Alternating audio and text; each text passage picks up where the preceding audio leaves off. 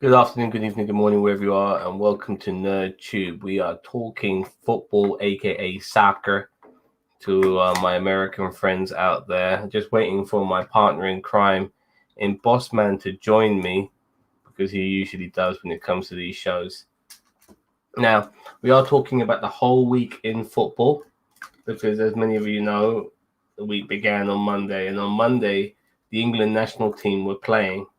And I have to say how very happy I was with a 10-0, and I want to repeat that 10-0 result against the mighty San Marino, which are also known as the worst team in international football. Yeah, well, we absolutely wiped the floor with them, and it was good to see as an Arsenal fan, Arsenal boys like Emil Smith Rowe getting a goal. So did Bukayo Saka. He got a goal as well, possibly two. One of them was a deflection. And Smith Rowe also got an assist. I'm not sure if Saka got an assist. I know Trent Alexander-Arnold got many assists in that game, and he also got assists against us when we played Liverpool yesterday. But nevertheless, when I was watching that game yesterday, I felt I was watching history. Reason being is that we beat San Marino 10-0. Now, as long as I've been watching football, I've never seen England score 10 goals against the opposition. But I saw it yesterday, and I saw it on Monday, and it was fucking fantastic. I was just a bit concerned how some of the England players for Arsenal would perform on the weekend, considering they had to do a lot of travelling with the national team. And unfortunately, I think it did affect them to a degree. Now, don't get me wrong, I'm not using that as an excuse because players like Trent Alexander-Arnold played for the national team as well, and he was fucking sublime against us yesterday. But that's, I guess that's just for another day, really. Regarding England itself as a national team, just seeing us make the World Cup filled me with joy. We will be in Qatar, and I'm very much looking forward to Qatar. Because how will Qatar host an event like the World Cup with so many different cultures and nationalities, ramming into their tiny ass little country, all types of people, all different beliefs. I mean, we had that one particular footballer from Australia who came out as gay. Now, a lot of footballers have come out as gay in the past, but usually after they hang up their boots, then they feel more. It's easy for them to come out. But whilst playing, this guy's the only guy to come out. Now he is an Australian international, so if Australia do qualify for the World Cup, how will they treat him? Because I believe in Qatar, being gay is illegal. So what's going to happen there? I mean, will they give him a pass? It's fucking stupid that being gay is fucking illegal anyway. Sort of backward ass fucking country does that? What sort of backward ass fucking federation or organization or association gives a stupid fucking country like Qatar with no footballing heritage whatsoever the goddamn World Cup? Nevertheless, they've got it. It'll be round about this time. No, sorry, I apologize. Next month, next year, the World Cup commences because they have to have a Winter World Cup. Sorry for all that noise. They have to have a Winter World Cup because during the summer, it's impossible to play in Qatar because it's so fucking hot out there. So, certain discrepancies were made so that they can host the World Cup. It's really stupid how we're bending over backwards for a country like Qatar, who have nothing to do with football whatsoever. I mean, it still boggles my mind that this country is hosting the World Cup. You want an Islamic nation to host the World Cup? Give it to a country that deserves it. Give it to a country with footballing heritage. Give it to Turkey, for fuck's sake. You could even possibly give it to countries like Morocco and Egypt because, they've performed in the World Cup in the past. But Qatar, I'm not even sure how many World Cups they've been in, and they're not really known as a footballing nation. But nevertheless, they've got it now. I guess we're going to have to deal with it. But once again, well done to England. We're qualifying for the World Cup. I can't wait for it. I mean, I'm one of the few football fans out there who loves their international football. But we'll see what happens next year when they finally enter that tournament. Hopefully, my mate Gary will be joining us shortly. I'm going to quickly just send everyone a little link out here right now. Now, Gary is a Manchester United fan, and as you know, oh, here he comes. Hello, Gary. All right. Sorry about that. I just had to help my folks out. No problem, no problem. I was just mentioning earlier on, before we start talking about Manchester United, about England. I mean, well, on Monday when we watched them play, they scored 10 goals, which I knew, even though the opposition is a joke, San Marino has every right to, perform in an international tournament. But nevertheless, scoring 10 goals, regardless of the opposition, I knew I was watching history being made. Double figures in football. You were right about the cricket score. It pretty much was a cricket score. And it was away from home as well, which made it even better, made it even sweeter. Apparently, that result, Bossman, was England's greatest ever away performance. Can you believe it? Well, I think I said it as a time, but I'll say it now. That San Marino team has, as I said, they've got to be up there with American Samoa, with Fiji, and other teams that are a joke. And I hate saying that because I think that any team should have, if they've got enough players, should be represented, because it's not about winning or losing. It's about representing your country at one of the greatest sporting events in the world. Like, because people always say to me, what's your favourite World Cup memory? Everyone keeps asking me, what's your favourite World Cup memory? I say, is it Brazil, doing this, or is it England doing that, or is it France doing this? It's like, no, none of those. My favourite World Cup memory is Ivan Zamorano singing his head off to his national anthem at the World Cup, because that's what the World Cup is. It is your chance to represent your country that you've fought for, died for, to get to that competition and to sing your anthem proud. Because I know, was that against Italy? I can't remember who was it once. I just remember him. He's done it a couple of times where he's singing. I don't know how the Italian national anthem was, but he sings it, and he sings it with pride. That one. He's singing it, and he's just like, that is what the World Cup's about. And, the thing is that San Marino is a small nation. I think they're just off the coast of Italy, I think. Or they're near Italy, anyway. And they're a joke. I mean, I hate saying countries as a joke, but they're a joke. I mean, the thing is that was a bunch of kids. If that was the England first team, could you imagine what the score would have been? Well, it was the England first team. It wasn't. It was a bunch of kids. Who England? Yeah. Yeah, but it was still it was still a competitive team. These are all guys who when it comes to the England team recently, they're all been pretty much kids. Gareth Southgate has chosen young players majority of the time with a handful of experienced ones. Oh, if you know what I mean. Yeah, but again, that England, as I said, that performance was just, was just great. I was just happy just to see us banging in goals. As an Arsenal fan, I was so happy to see Smith Rowe score on his starting debut for England. That was his second game for England, his first start for England, and he scores a goal and he gets an assist as he assisted Harry Kane on one of his goals. And Saka scored a couple of goals too. We were banging in left, right, centre. We scored 6 in the first half, 4 in the second.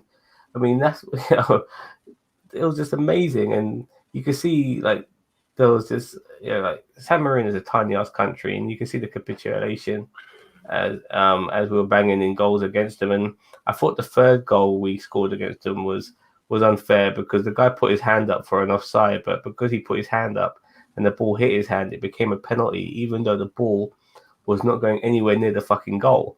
But nevertheless, they gave a penalty for that. We were destroying them.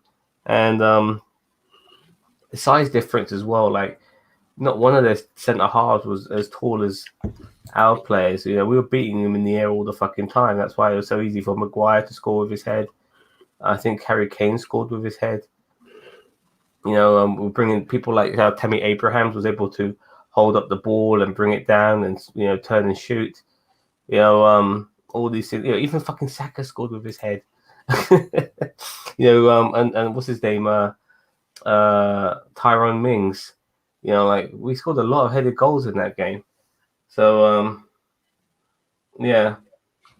So yeah, we were far superior than them, but we were in the World Cup. I was just telling people earlier, it's going to be a fascinating World Cup because it's going to be in Qatar, a country that doesn't deserve it, in my opinion. No, absolutely. I mean, the thing is that not to what's the word? Do false accusations. I by the way, UEFA, FIFA. If you got so for this is not coming from Sam, this is coming from me. But if there were bribes in this, because Qatar should not be hosting anything, their top heat is hotter than any other country that they've ever hosted it, especially in the summer. Yeah, that's why it's in the winter, but we had to make exceptions. So they could host a bloody World Cup, which is ridiculous. So by changing it into a winter, historically in the annals of history, it will be remembered as the Winter World Cup, and for whatever reasons. But at this particular moment in time, before the World Cup has even been shown, it's absolutely stupid they're having it in December. Lots of people have died making it. That's the worst yes, thing. They have. I think more people have died making this than the ones making the flaming pyramids. I agree, and on top of that, boss man, I was telling people earlier that fine, you want an Islamic nation to host the World Cup, fine, no problem. Give it to a country that deserves it. Give it to an Islamic nation that deserves it, like Turkey, for instance. Turkey, great that's full of people who are raving nut jobs. I mean, the prime minister or president, Erdogan is a fucking dickhead. But Turkey, footballing wise, I mean, like Russia has got a fucking dickhead as a president. But at least footballing wise, Russia is a footballing nation. Turkey is a footballing nation. They deserve to host a tournament on that alone. And if you want an Islamic country to host it, give it to Turkey. Give it to maybe Morocco or Egypt. Made them do a joint venture. Both of those teams have played in international tournaments in the past. They're more established than bloody Qatar is. Egypt could do it. They've got solar. I mean, perfect example to have a star player for me. I mean, there's always been the. I mean, I'm going to ask you a question right now. Do you know a single player that plays for Qatar? I can't. Not one. Not one. I know Xavi played there after he left Barcelona, and I think he might have managed a Qatari team as well. But when it comes to actually coming out of Qatar, no. I mean, look, when it comes to the Middle East and North Africa, there have been players of that culture, so to speak, to come out from that part of the world. Lots of players. Ali Daei, was like the top goal scorer in international football until Ronaldo surpassed him and he played for Iran. There have been players, who've come out of those countries, but Qatar, no, not a fucking clue. Even Saudi Arabia, don't get me wrong, I have no desire for Saudi Arabia to fucking host the World Cup, but they've been in fucking World Cups. Remember the 8-0 thrashing by Germany in 2002 in Korea in the indoor stadium, the first game to be played in indoor, under a closed roof. They've always been in the World Cup or two, and but I don't want them to host it. Don't get me wrong, but bloody Qatar, man. And you know what? It's going to be fascinating, boss man, because we're going to have a culture clash. I really hope by then COVID has really calmed down this time next year, and because I really want people from all over the world to go into Qatar and Qatar to go through the biggest culture clash it will ever experience in its entire life, in its entire existence.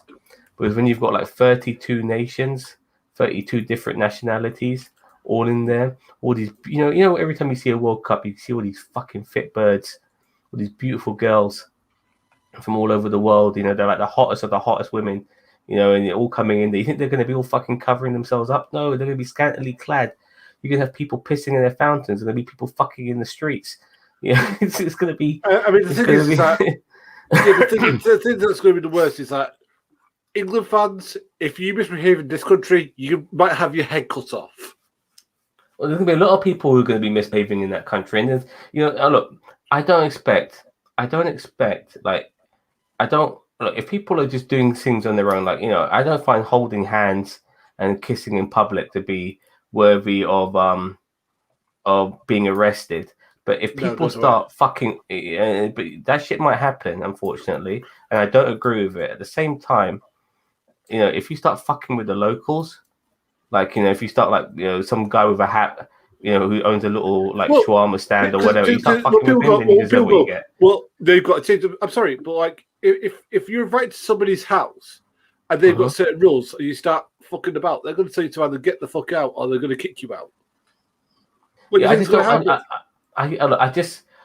saw a video a while back of this guy. He must have been in his 50s. He was a Liverpool fan, and he played a prank on some guy who was standing next to a fountain by tipping him over into the fountain. I couldn't believe it. This man's in his 50s, and he's tipping over some lad who looked like half his age into a fountain for a prank.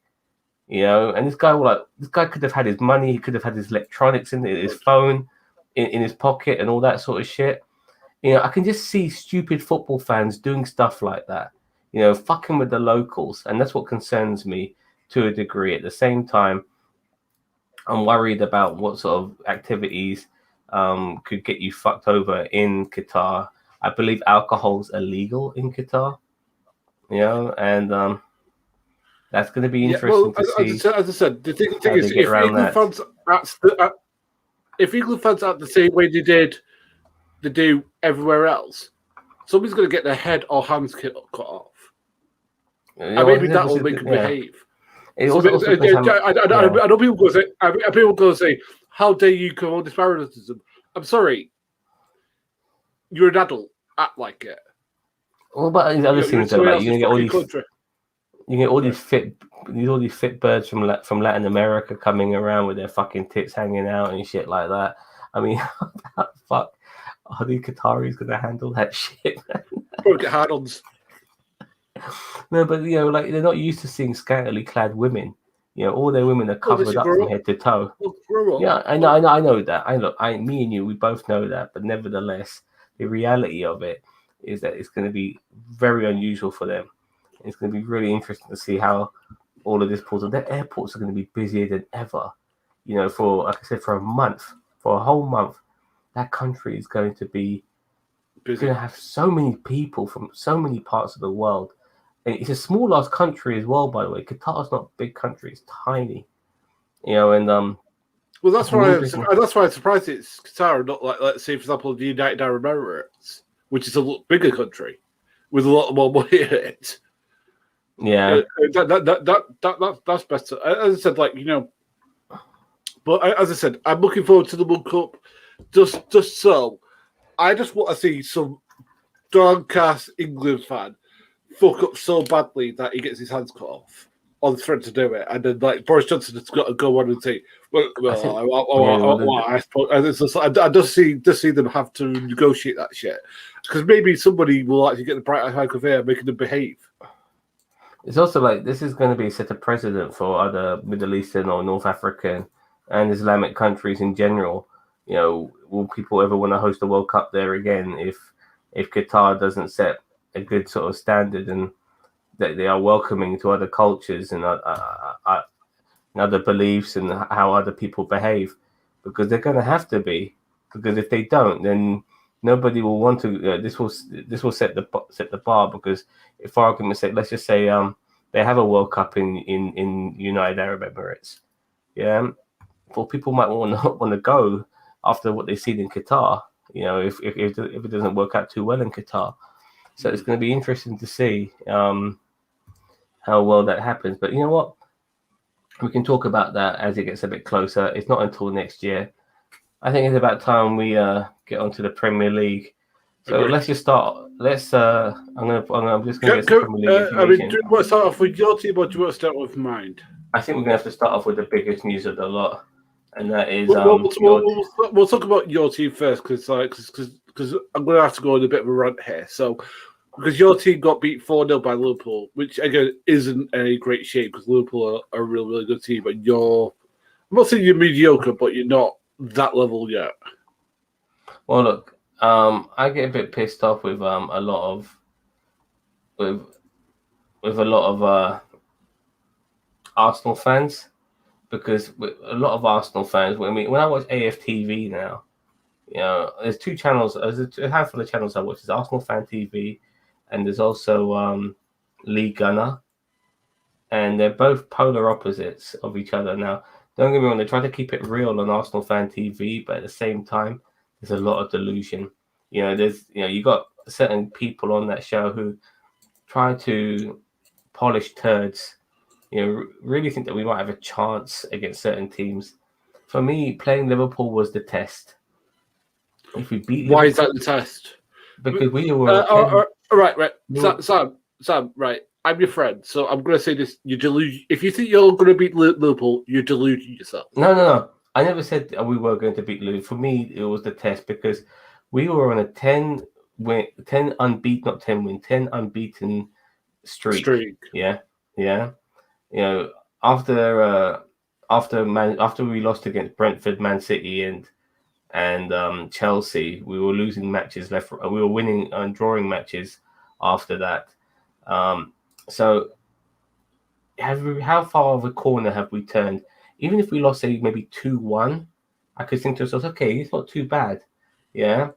But we lost 4-0. Yeah. So, as far as I was concerned, the corner hasn't been fucking turned. When I hear all these stupid Arsenal fans say, it was a free hit. No, it's not. Dust ourselves off, we'll go again next week. What the fuck does that mean? So fucking cliche. I hate shit like that. What this match against Liverpool showed us is that we have not gone anywhere. We are still the same old Arsenal.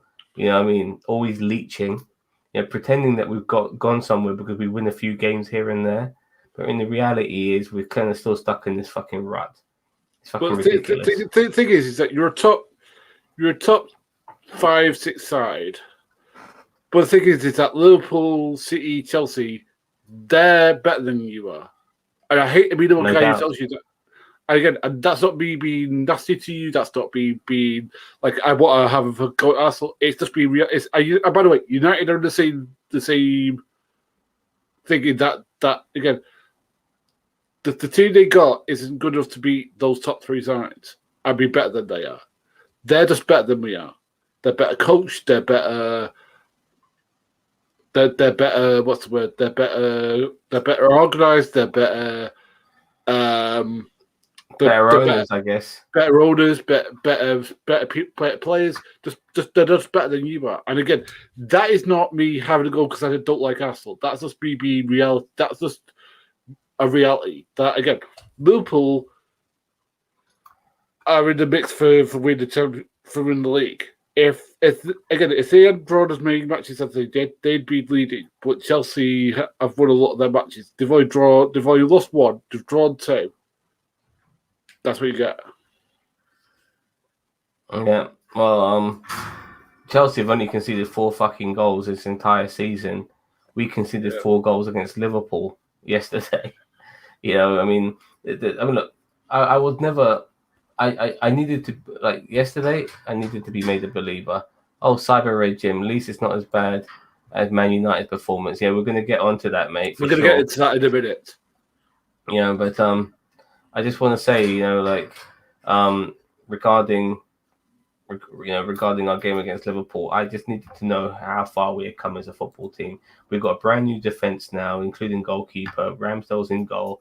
Got a new right back in Tomiyasu. 2 new centre backs in Gabriel and Ben White. Gabriel we bought the previous season, and a new left back in Tavares. Okay, this is our new defense. Let's see how we go. We got a reasonably new midfield in Thomas Partey and Sambi Lokonga. We've got 2 bright youngsters in on the wings in Smith Rowe and Saka. and we've got two experienced guys up front in Lacazette and Aubameyang. It comes across as a decent team. Let's see what we can do with that. And what we did with that was nothing. We got nowhere. We got absolutely fucking smashed. And I'm not surprised because it kind of reminded me of a boxing match. The first half, we didn't concede until maybe the 38th minute. Sorry, but I'm going to get to that in a sec as well. But we didn't concede until the 38th minute. But before that, we were like a boxer on the ropes. Like fucking Liverpool were whacking us and smashing us, and then we finally conceded. And regarding Ramsdale, what he's saying here is, when I was watching the match, Ramsdale was really good. Just the defense was a bit lacking. But that's the problem there as well, Jim. As good as Ramsdale is, he's been like man of the match the last 3 or 4 matches. So how good have we been as a team when your goalkeeper is constantly getting man of the fucking match?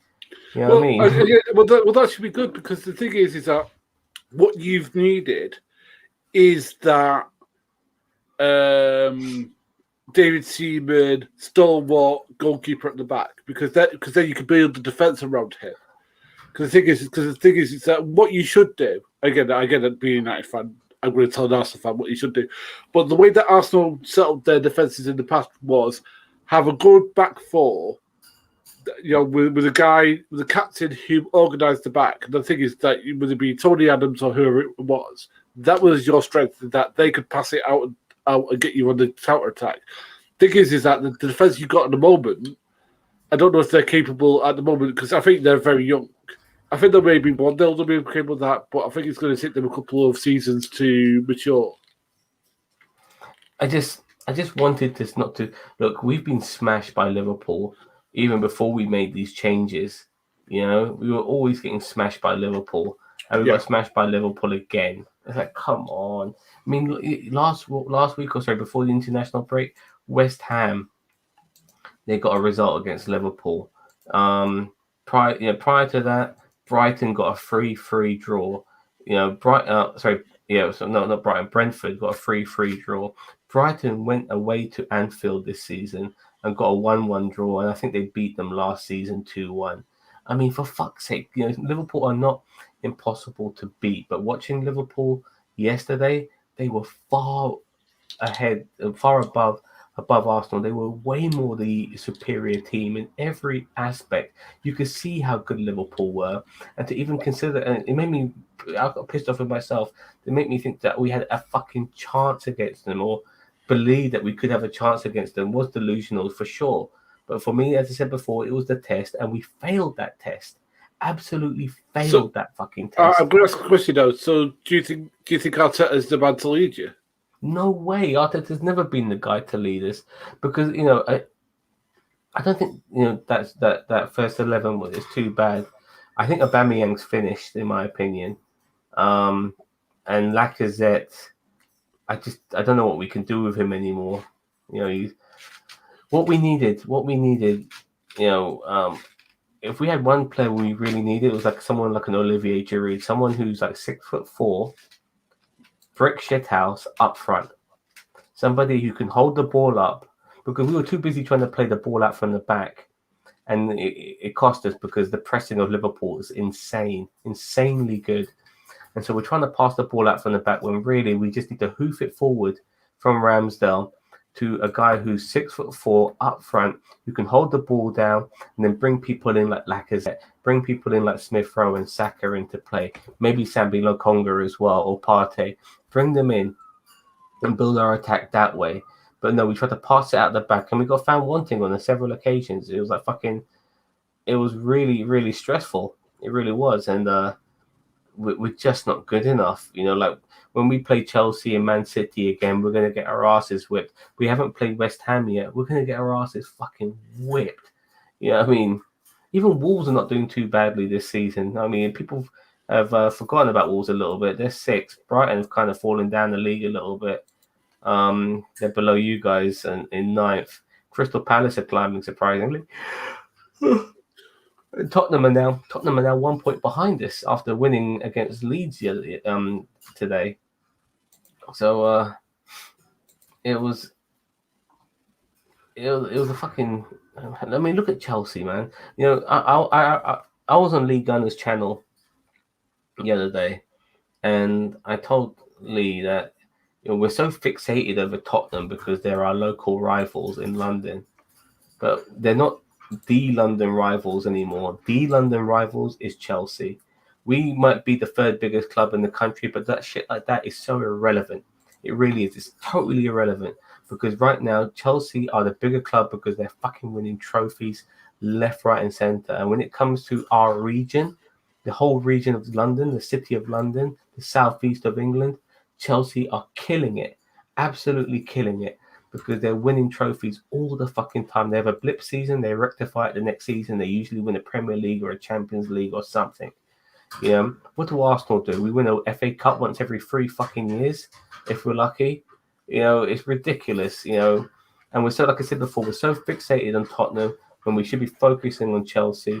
They've become the biggest team in London. London is blue because of them, and this is an embarrassment. We should be the premier London team, and we're not anymore. Because we have owners who don't give a fuck. They really don't give a fuck. When you got someone like Roman Abramovich, he doesn't try to make money out of Chelsea. He doesn't try to make a fucking penny out of Chelsea, boss man. He's there to get success. Doesn't care about money. He wants success, and he pays for that success. Arsenal are run by Americans, and the Americans want to make a fucking profit, and success comes secondary. And for that, we're in 5th position, and Chelsea are top. Zam, I don't know whether I should tell you this. I will, because the guy who owns Arsenal is the guy who owns the Rams, right? Yep. Stan Kroenke. Yeah. If I told you recently he signed 2 guys to make the Rams competitive this year, like literally what they did was they start the season, they gave up everything to sign a quarterback, which is the core position. He's basically the orchestrator of the offense. Then what they did was they got in Von Miller, who once was the defensive player of the year and was also MVP of the Super Bowl. They got him, and they just paid to get who was it that they paid to get? Odell Beckham Jr., who is one of the best wide receivers they get. So that's what they do to the Rams. If they did the same thing to Arsenal, I'm trying to think what would be equivalent. It'd be like if they paid for you to get.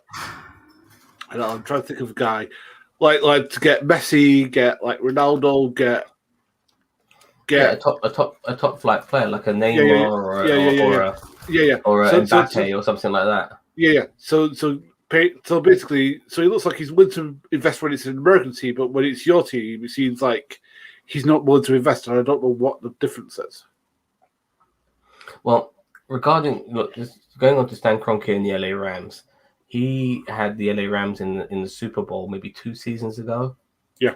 And people say that Super Bowl, and you could, And speaking to Jose said that was the worst Super Bowl final ever.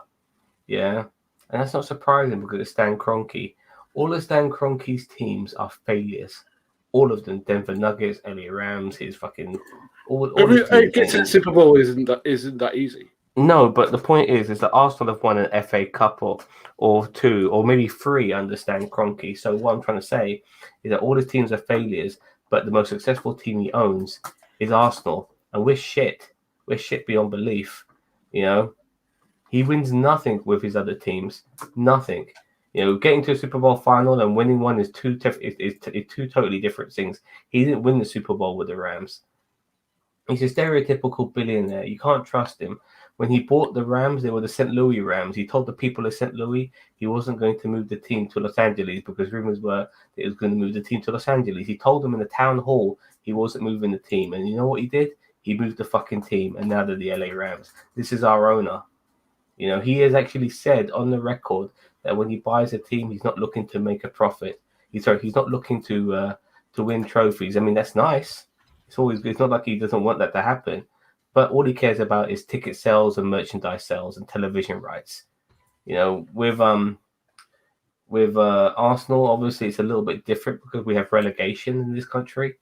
So he has to keep us at a particular level. And also, if he wants the television rights, then we need to be playing in European competitions so he can earn more television money and more television revenue, which he'll never get if we're not playing in Europe. And there's also more money to be made playing in Europe too. So these things require investment.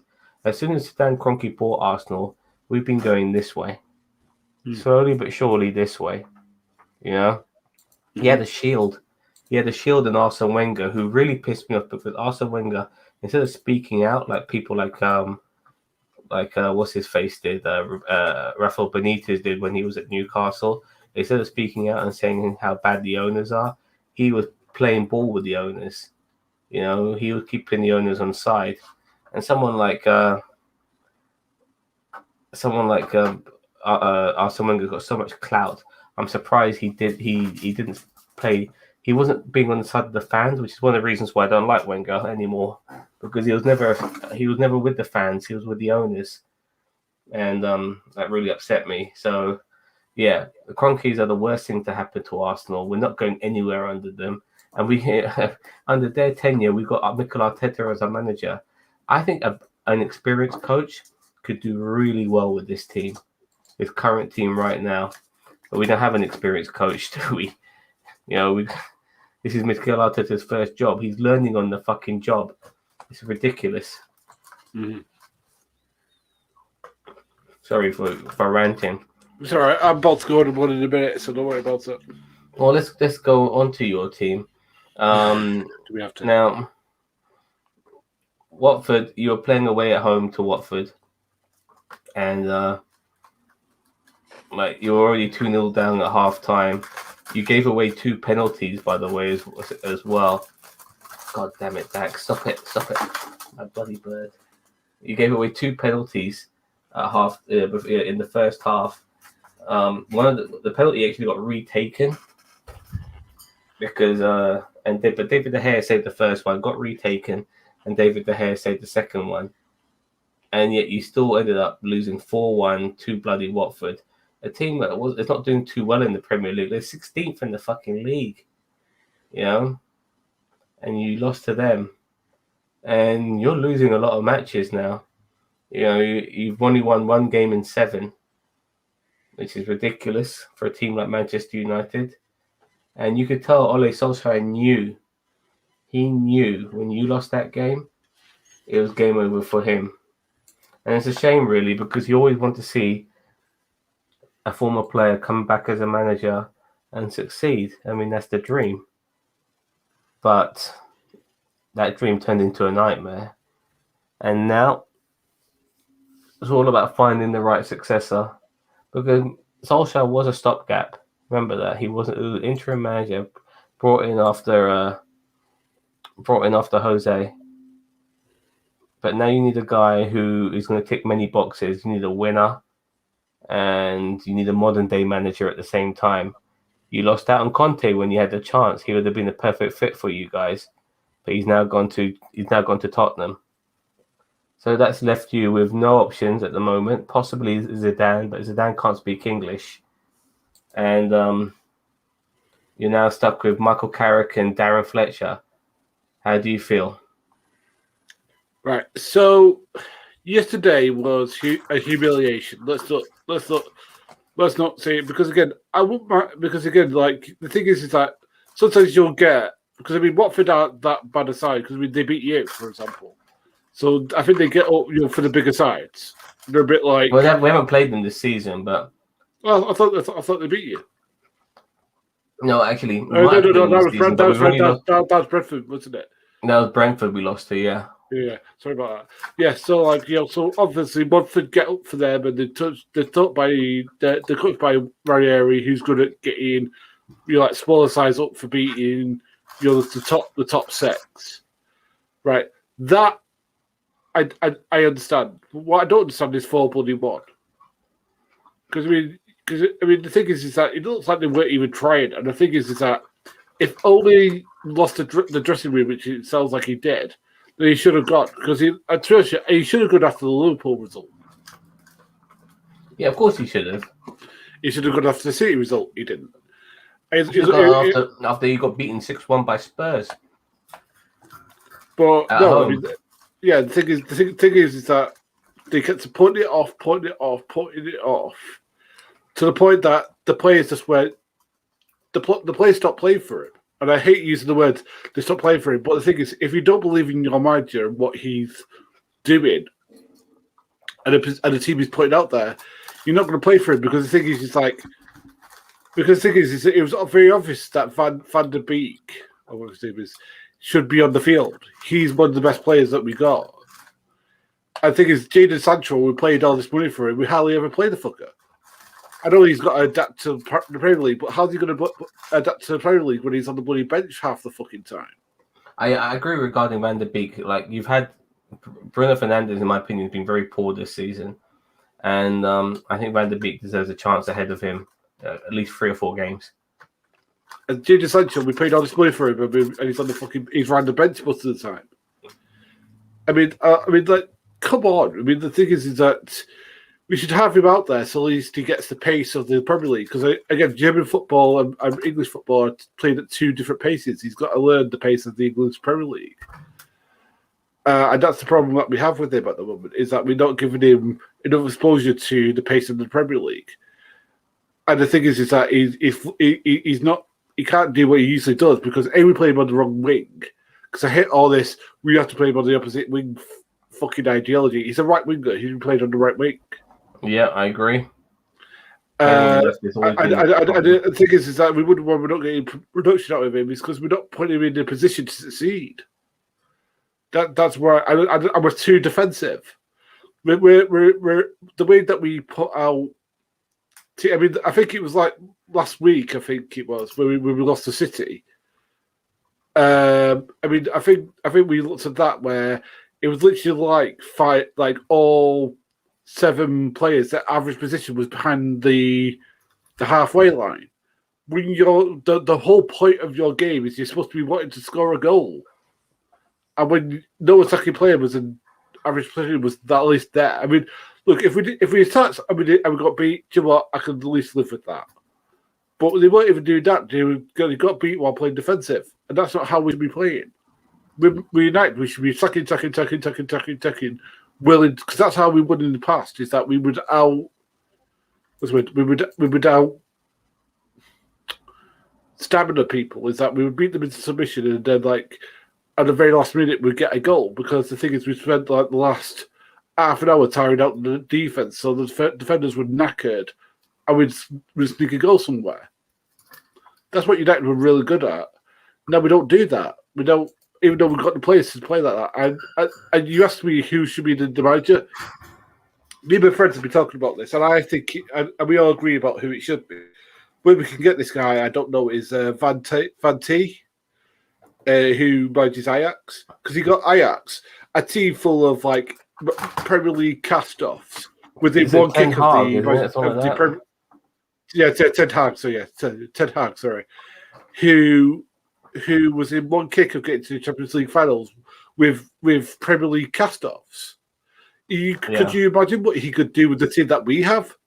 He could easily win the Champions League with that, or get players that. I mean, the thing is, he's definitely the guy. Plus, the thing is, for me, he's the guy. Because the thing is, with him, Pogba wouldn't be playing for us anymore. He'd be being shipped off somewhere because he doesn't. It's obvious to me he doesn't want to play for us.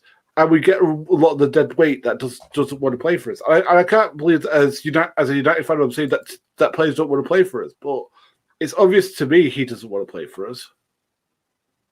Yeah, I agree. You can see that when he plays for his country, he's a totally different kettle of fish, and he's a far superior player when he's playing for France than he is when he's playing for Manchester United. I do feel that off the field activities have made Pogba not as good as he should be, but he's been like that since he joined you guys. I just don't think him and Man United have been a good fit. He's had the odd decent match for you guys, but overall, he's had more poor matches than good ones. And you got Cristiano Ronaldo now. Now he's somebody who wasn't brought in by Ole, but brought in by the board. But they had an opportunity to bring in Cristiano Ronaldo. They took that opportunity. He's a teammate of Ole Solskjaer. They used to play together. So you would have thought they could have somehow made that work. You've got one of the greatest players of all time in your team, you know. Yeah, but we're not putting him in this. It's the same thing. Is that like I think he was he's something ridiculous in the first 10 games. He scored something like 10 goals for us, but we're not putting in a balls in his direction that he can use to succeed.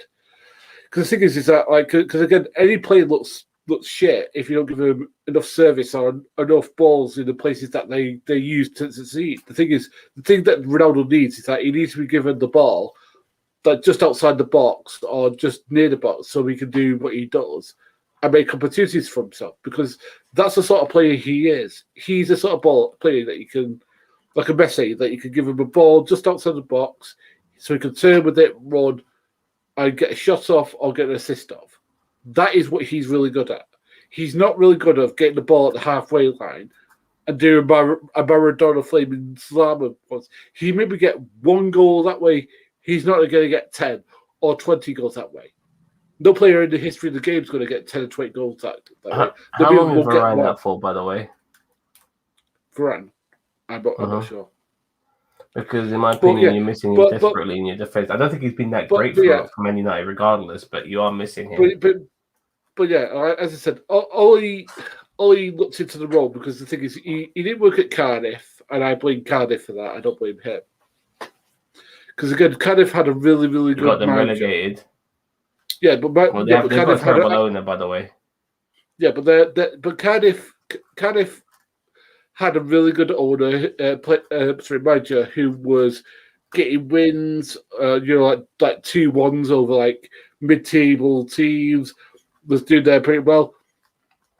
But the manager didn't like him for whatever reason. And the thing that annoyed me was that this owner pissed off on their fan base. Like he what did he do now? He changed the kit from blue to red, which is sacrilege. Even though he made the red kit away kit, but he made the blue kit away kit. Yeah, even though they're the Bluebirds.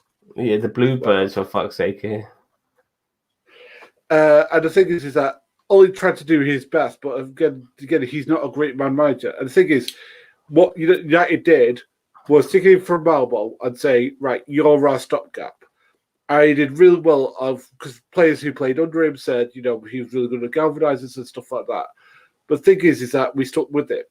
Instead of like thinking of him as that stopgap manager, we got, and I could understand the idea because, you got this club legend, it didn't work out for him at this other club. Okay, sometimes that happens, where a club legend, it doesn't work out for them at another club, but because they know how your club works. But the thing is, you look at what happened with Frank Lampard. Frank Lampard took over with Chelsea and got what, 20, 30 games, maybe like a season or a bit. He got a season, but the first season, they weren't. They were like ostracized and not allowed to be in. I think that they breached financial fair play rules. So he had certain things working with him, but he couldn't buy anyone, so he had to work with youth players. The moment he was given a budget, he fucked it all up. Yeah. So I mean, and the thing is that. Yeah, so I mean, the thing is that it shouldn't be the same for Ollie. It was obvious that, the players he bought hadn't been working out for United, so he was obviously buying the wrong sort of players. It's not that he was buying bad talent, but the sort of way that United plays didn't fit their style of play, and maybe their style of play works for, I don't know, your club or works for another sort of club, but it doesn't work for United. And that's the point, is that, we should, with our squad, with the money we spent on it, be up in the third, top three. But we're not. And there's a reason we're not, because the players we bought aren't performing. I don't know if I think that's a management issue. And again, the thing is that people are fucking off Ollie saying that, if he really would, he would have walked away, blah, blah, blah. The thing is, the dude loves the club. It's not just that, but Bossman, if he walks away, he doesn't get paid out on his contract. I mean, as much as he loves the club, he wants to be fired, so he gets his entire contract paid out to him. If he walks, he doesn't. You know what I mean? And that's the difference right there. That's why managers never walk, hardly ever walk. They always get fired, because that way they get all the fucking money on their contract. like Nuno Espirito Santo, he got like several million. I think Steve Bruce got like 8 million when he got sacked from Newcastle, because if he walked, they're never going to earn that sort of money. But that's the unfortunate fact, really. But you guys now on interim status at the moment. So Michael Carrick, Del Fletcher. Well, it's early. We're not halfway through the season yet, so you could get yourself a new manager. But any new manager who comes in now will probably want to wait until a couple of games have gone past. Like you're playing Chelsea and you're playing us within the next 3 games. And I don't know. Let's have a look at the matches actually. So Arsenal play Newcastle next week, Saturday 12:30 kickoff. Fucking hate 12:30 kickoffs. So because I fucking hate that. But nevertheless, Manchester United, they're playing Chelsea. You're playing Chelsea next week. Oof. I mean,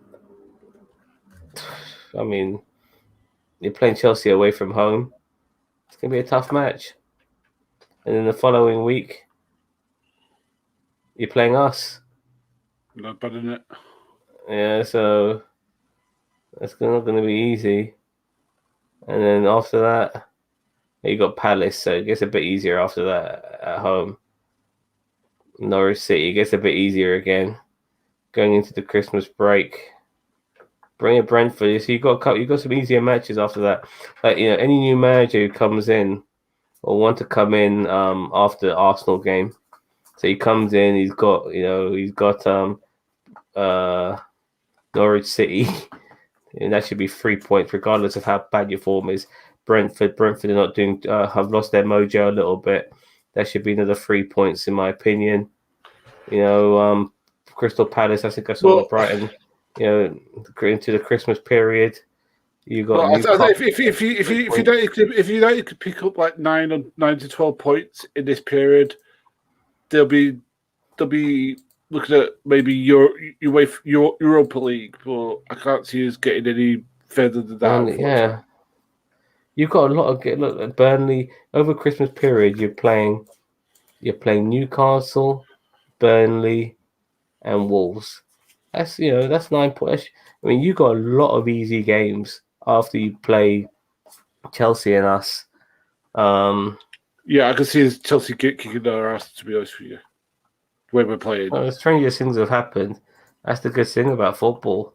I can see you beating us, to be honest with you, the way we're playing. Because the thing is that it's not about the way we're playing, it's the fact that the team's ego. It's not ego, it's what their demeanor.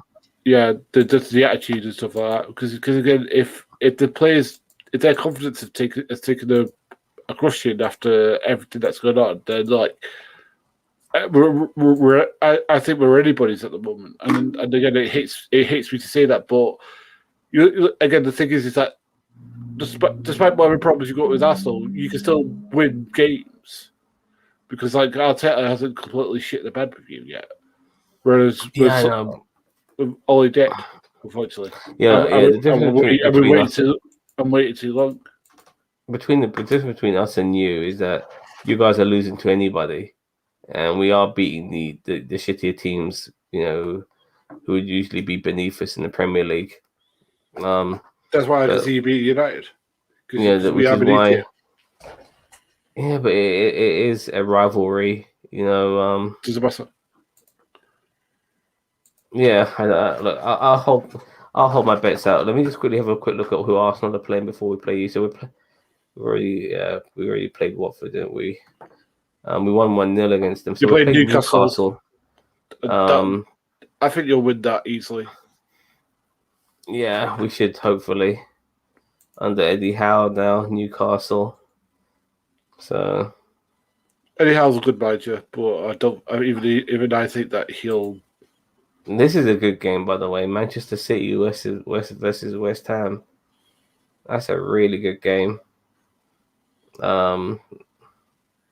But I wonder when Arsenal are playing West Ham. When are we playing West Ham? Because it feels like we haven't played them this season. I think we might. There we go, 15th of December. Fuck me. I'm not looking forward to that game. I really feel West Ham are smacking it up at the moment. We'll see how it goes. Anyway, mate, it's been this week in football. Not been the most best week we've had. Yeah, we both shipped 4 goals each.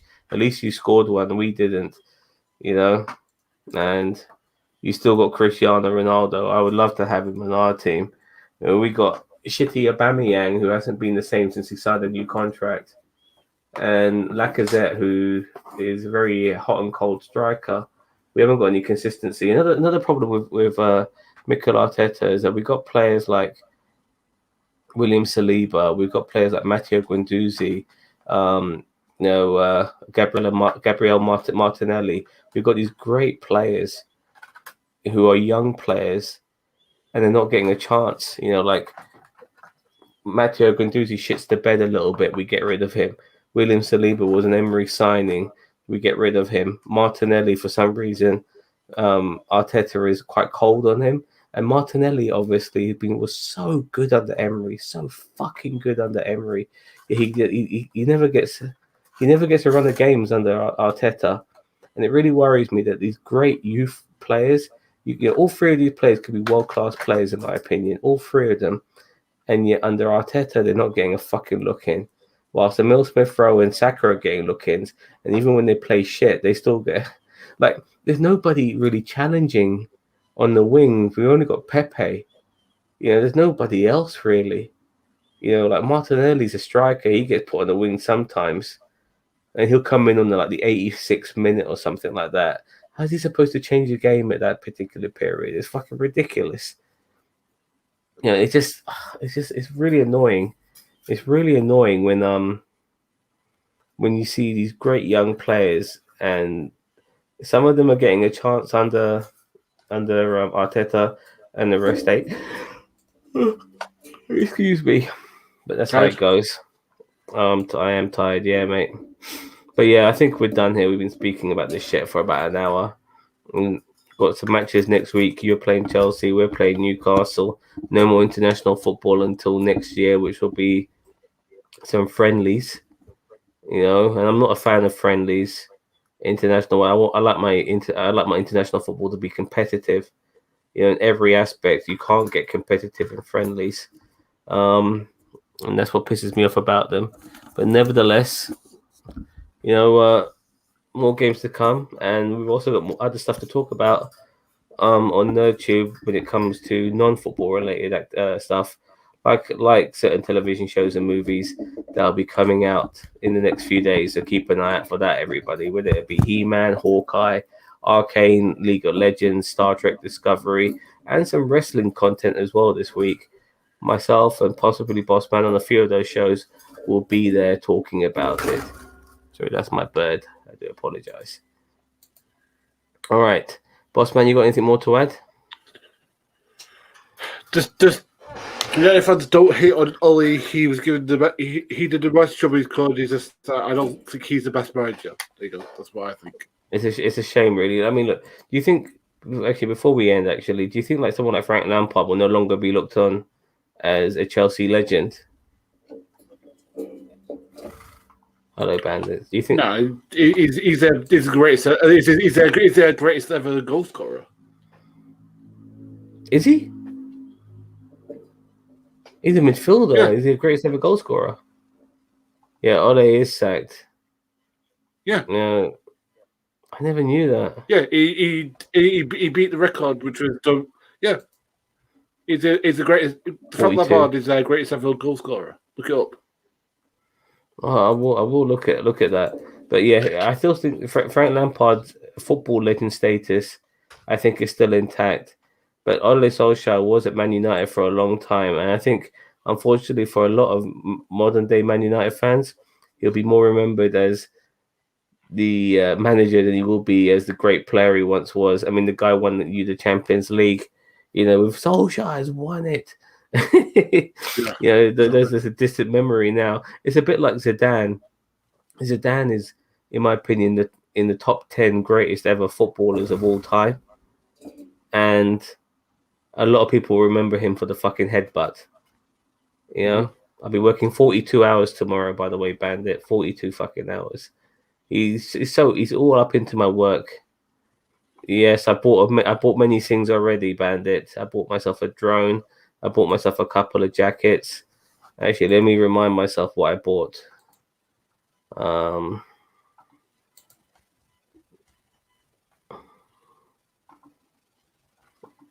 me quickly remind myself. I mean, some of the stuff I'm wearing right now. I bought myself an Arsenal hat. I bought myself a special joypad for my for video games on my phone, so I can put the phone into the joypad. But I've got Google Stadia, and I can play that on my phone. So which means I can play the video games from Stadia on my phone.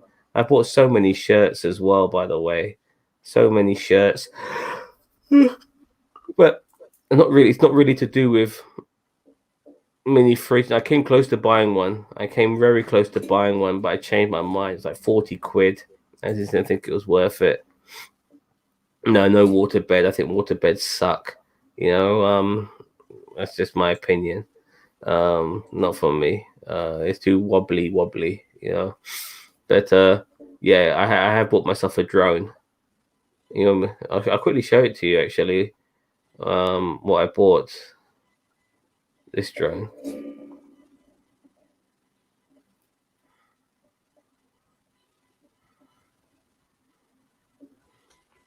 I want to make sure this doesn't have anything to do with yours truly. I'll show it to you. Want to have a quick look at it, Bossman? Sure.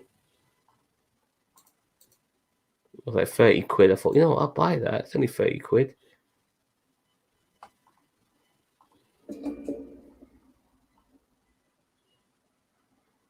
There it is there. Cool. No, I'm not really a big fan of drones, but, you know, I think they look cool. Yeah, so I thought to myself, this is pretty cheap. It's got some batteries with it. You know, it's got some good bits and bobs to it. It's got like 2 cameras. Like there's a camera on the front and there's a camera at the bottom. So you can take 2 types of camera shots, and even the camera at the front can tilt as well. And it's got like lights as well and stuff like that. And you can stick your phone in there as well. I'll show you what else I got as well. I got this. 1 second.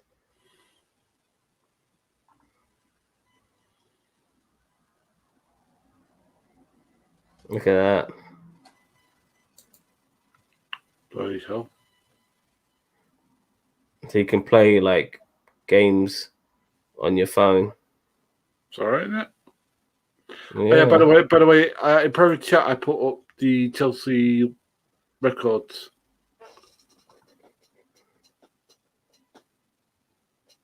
Oh, okay, so Wikipedia. Well, they won. Let's have a quickly show that actually.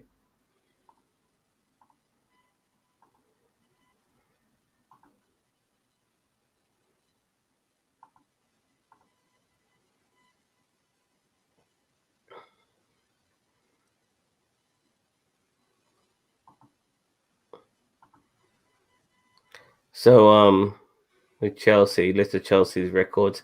They've won the Premier League in 9, well, including First Division, Top Flight League Division in 54-55, and then they didn't win anything after that for like, oh my God, over like 50 years later in 2004, 2005, 2005, 2006. So they won back to back. 2009, 2010, 2014, 15, 16, 17. They were runners up in 2003, 2006, 2008, 2010. They were runners up. I remember that season. That was a season they, in my opinion, one of the few times Roman Abramovich went over the top was that season when he sacked Carlo Ancelotti for coming second that season. I think that was one of the most stupidest decisions he ever made. They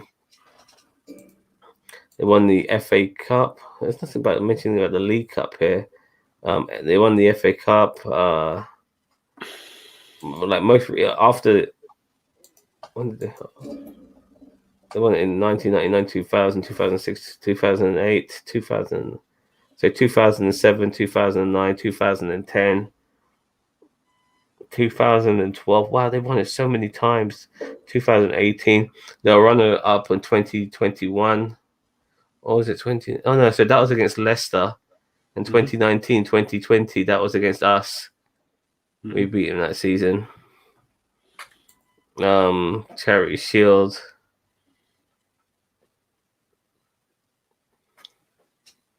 Where's the League Cup? Have they never won the League Cup? Might not have. They won the UEFA Cup.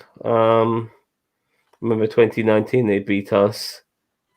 2012, 2013. I think 2012 might have been the season Rafael Benitez was there, maybe. Or was it 2013? I didn't know they won it back to back. But that was pretty good. No, that's the Super Cup. My bad. This is the one they won the UEFA Cup. 2012, yeah. 2012, that was on the Benitez. And 2021, that was against us. Or was it this one? No, so that's the Champions League. I'm getting all mixed up here. The Europa League. Here we go. 2012, 2013. That's when they won with Benitez. 2018, 2019. That's when they beat us. Even Emery was manager still. They won the Cup Winners' Cup. I never knew that. They won the FIFA World. They won the FIFA World Club Cup. My God, and they came runners up in 2012. Nothing mentioned in the League Cup. But there you go. I mean, like they won everything. So there you go. Anyways, Bossman, I think that's enough for now. Now I've got to get onto the Arcane League of Legends. I'll watch that at some point tomorrow, for fuck's sake. So much shit I gotta get out for our fucking YouTube channel. But yeah, we are on how many subscribers now? 1,000 something. 1,170. So yeah, we're trying to get to our next basically massive milestone will be 10,000, and after that 50, 100,000, who knows. But by the way, I love the fact that we got Law Reloaded because I knew him before. Yeah, I noticed that you were friends on Facebook. I was really surprised by that. Yeah, because I knew when he would buy his own channel. I don't know if he wants to bring his own channel up because I think that thing is just by the wayside now for him. Because again, I watched his Law Reloaded and actually they're really, really good. Yeah, really good. He puts a lot of effort into his stuff. Yeah, if he's on, I'd love to be on with him because he's got great analysts about your OG series and stuff like that. Especially as people may know that I've gone into a bit of a deep dive with Deep Space Nine at the moment. Yeah, because I've nearly finished it. I bought a few Deep Space Nine shirts. It's on my most recent unboxing. They've got 4 or 5 Deep Space Nine shirts. Because Deep Space Nine is fucking awesome. But then again, I find most of Star Trek to be awesome. Apart from maybe Enterprise, which I thought was going in the wrong direction. But nevertheless, I think we're done here, boss man. So I'll see you. I'm probably maybe next time I'll see you is probably hopefully for He-Man, Hawkeye, wrestling, something along those lines. Yeah, mate. Well, I've got, as I said, I've got Survivor Series tomorrow. Tomorrow, today? Sorry, Sunday night. So I'll have the review tomorrow. Let's have a quick look. Survivor Series. Survivor Series 2021. I'll find out what date it is. Tonight. I thought they were putting their pay-per-views on Saturdays. Now they're going back to Sundays again. Fucking idiots. 21st of November it is tonight. All right then, mate. I'll see you. Well, let me just quickly say goodbye to everyone first. Don't forget to like, share, subscribe to not only No Budget Productions, but also to NerdTube. We're the greatest YouTube channel you never fucking heard of. We'll see you guys later for some more NerdTube action. Take care. Bye-bye from myself and Bossman.